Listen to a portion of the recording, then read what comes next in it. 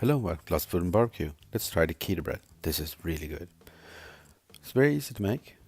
What you need is a cup and a quarter of almond flour, 5 tablespoons of ground psyllium husk powder, 2 teaspoons of baking powder, 1 teaspoon of sea salt or kosher salt. Whisk it together just to mix it all. And to this you add 1 cup of boiling water, 3 egg whites, and 2 teaspoons of cider vinegar. Use a machine and whisk it together, or work it really hard until you get it like sticky dough.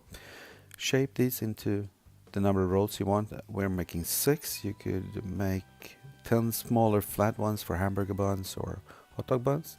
Brush them with the yolks and add some seeds. I used sunflower seed. You use sesame seeds if you like. Then 50 to 60 minutes in a 350 175 oven until they look like this. I used a testing stick just to check them out. And this is what they look like inside. Bread. Okay, there we go. Let's try this type of bread then.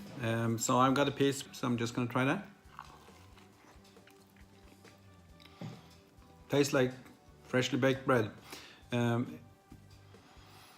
This is almond flour.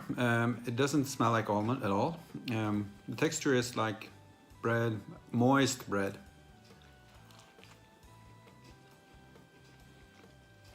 This by far is more like a regular bread than the other. And of course we needed to use it. So we have some leftover turkey. I heated up in the skillet with a little bit of kale just to get it warm. Then we have some cauliflower and cream casserole.